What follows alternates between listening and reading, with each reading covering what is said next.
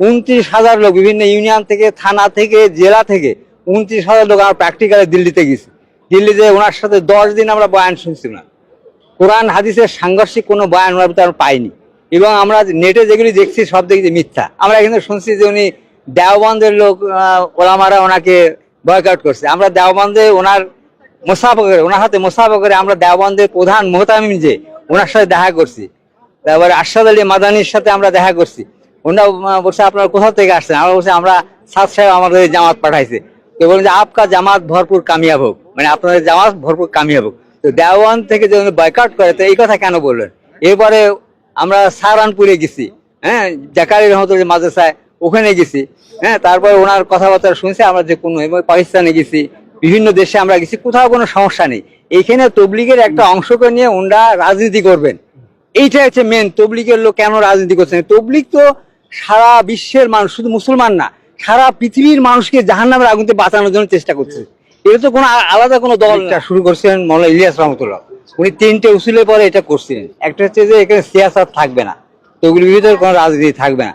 দ্বিতীয় উসুল, মানে যে মাসালা আলোচনা এর ভিতরে হবে না, বুঝতে পারছেন? আর তৃতীয়, তবলিগের বাইরের কোনো লোক যারা তবলিগের মেহনত করেনি, 4 মাস লাগায়নি, এদের কোনো পরামর্শ অনুযায়ী তবলিগ চলবে না। এখন এর ভিতরে এটা ঢুকে গেছে, একটা অংশ এটা ঢুকাই দিছে, রাজনীতি ঢুকাই দিছে। আর এর ভিতরে এরকম বাইরের লোকে পরামর্শ দিচ্ছে, যার দরুন এই তবলিগে বিশৃঙ্খলা সৃষ্টি হচ্ছে। এই জন্য তবলিগে যদি ঠিক একজন আমিরকে মানে, সাদ সাহেবকে মানে সারা পৃথিবী তবলিগ চলে, তো আগে যেভাবে চলতেছে সারা বিশ্বে চলতে থাকবে। আচ্ছা, ওনারা বলতেছেন যে আমরা ইলিয়াসকে মানি, ইউসুফকে মানি, এবং পরবর্তী যে এনামুল হাসান মানি, কিন্তু তাকে মানেন না। কেন মানেন না? ইলিয়াস রহমতুল্লাহ বলছেন যে তবলিগে কোনো সিয়াসাত থাকবে না। ওনারা সিয়াসাত কেন ঢুকাচ্ছেন? ওনারা আসলে আসলে ইলিয়াস রহমতুল্লাহ মানেন না।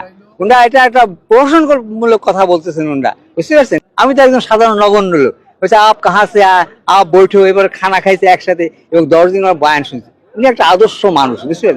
তারপর মনে করেন হাজারো বয়ান করছে, কোনো বয়ান যদি স্লিপ টার্ন দিয়ে একটা কথা এদিকে হতে, এরপর উনি রুজু করছেন যে আমার এই কথাটা ভুল হয়েছে, রুজু করছে। তো রুজু করাতে তো একটা সমস্যা। আর উনি বাংলাদেশে আসে এই যে সাফ হয়ে যাবে, এই কথাগুলি যদি বলে ফেলেন, যে কথাগুলি প্রকাশ হয়ে যাবে, এই জন্য আসতে দিচ্ছেন। উনি নিজেও একজন ওলামা, এবং উনি বলছেন যে ওলামা জিয়ারাতকে ইবাদত সামদাও, ওলামাদের দেখাটা ইবাদত মনে করো, ওলামাকে খালা খিলাও। এবং 2 ঘন্টা উনি বয়ান করছেন শুধু ওই মানে সবরে পড়ে, যে কোনো রকম আপনাদের মারবে, আপনারা কাউকে মারবেন না, আপনারা তাদের খানা খিলাবেন, হ্যাঁ, আপনাদের উপর অত্যাচার করবে, আপনি আল্লাহর কাছে দোয়া করবেন। কত সুন্দর বয়ান করতেছেন, এদের বিরুদ্ধে কোনো কথা বলছেন না। তারপরও এটা চাইতেছে যে এইটাকে নিয়ে একটা রাজনীতি করবে, এটা হচ্ছে মেন উদ্দেশ্য।